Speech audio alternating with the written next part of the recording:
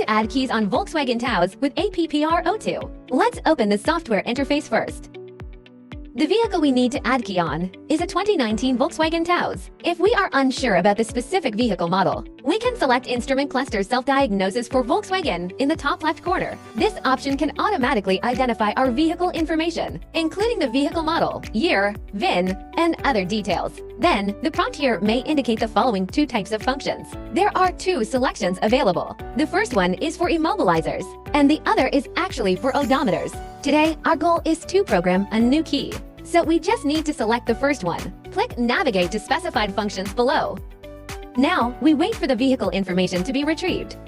We can see the details through this interface. The first step is to back up the original vehicle data. This is a mandatory step. Therefore, we click Backup Vehicle Data. Now, a folder for saving the backup file pops up. The folder is named after our vehicle's VIN. We need to save it properly.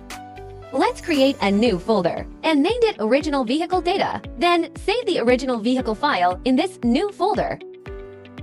Okay, now that we've backed up the original vehicle data, we need to remove the instrument cluster from the vehicle to read its data. This is the wiring diagram for it. Next, we will remove the instrument cluster.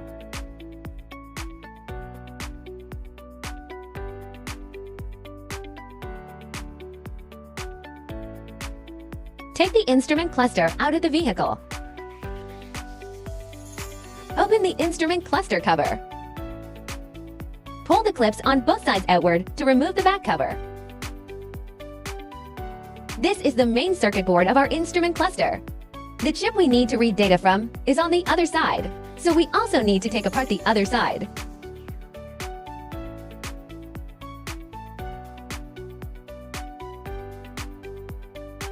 This is the chip from which we need to read data. Next, we will connect according to the wiring diagram. Then, we just follow this wiring diagram to connect the wires. As we can see, the chip of our instrument cluster is a Renesas R7F701 for O2. So we select our 7F701 for O2. There are many different chips used in other instrument clusters, depending on which specific chip it is. We just select the corresponding wiring diagram. In this case, it's the R7F701 for O2. So we selected our 7F701 for O2. Connect the wires as instructed in the diagram. Now, we have connected the wires according to the diagram. Next, we directly proceed to read the data. Then, it prompts. It is strictly prohibited to crack 5C or 5D instrument clusters in this way. However, our instrument cluster is of the 5A type, so this operation is not a problem. This prompt is to remind us that we need to connect the power supply properly and ensure there is no sudden power outage or network disconnection. We connect the device to a 12-volt power supply. Then confirm and click Crack. Waiting for the cracking to succeed. Cracking successful. Next step, start reading the data.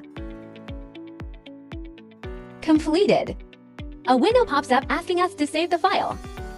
This is the file which contains the immobilizer data calculated by the server. We save this file.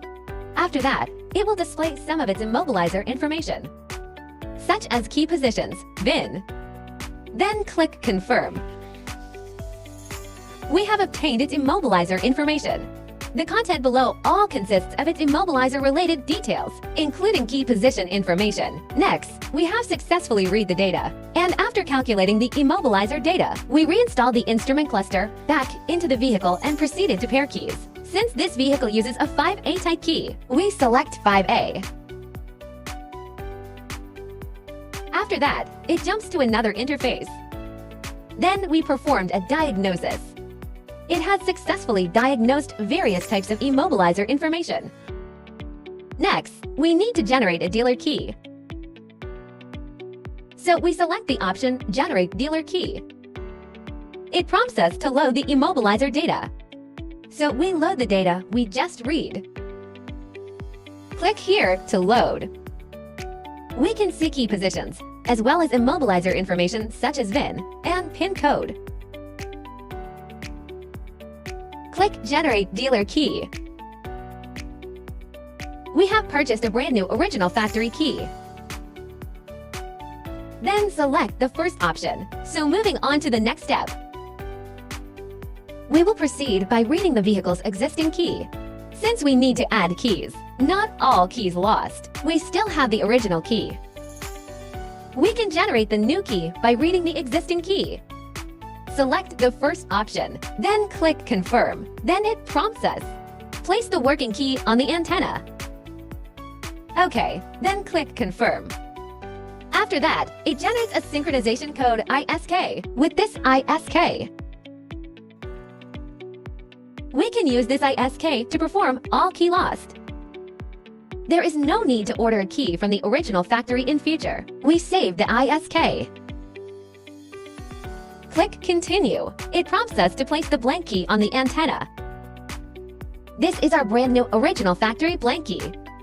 Place it on the antenna, then click Confirm. Then the prompt dealer key generation successful appears. Next, we return to the main interface to perform key learning. The next step is to learn the keys. It prompts that before key learning, we need to first save the EPPRO data and immobilizer data, so we save them first. Click Yes. Since this is a smart key with one button start, therefore, we must select the second option for key learning. It states, unlearned keys cannot start the vehicle. So the keys we need to learn include the original keys and the new keys we just programmed. All of them need to be relearned, or they will no longer work. Then proceed to key learning. It prompts that we need to load the immobilizer data first. So we load it now. This is the data we calculated earlier. We load it here. Then the next step is key learning. The system asks, is the current key a smart key? We click Yes. It prompts, the key cannot be detected. So we place the key near the induction coil and turn on the ignition switch. Now let's try again. Okay, we have successfully learned the first key. There is still the second key to learning. Before learning the second key, do not turn off the ignition switch. Do not press the start-stop button. Additionally, all other smart keys must be taken more than 3 meters away. So we took the original key away before proceeding with the learning. Next, we learn the second key, the one we just programmed. Then attach the programmed key to this coil and click Confirm.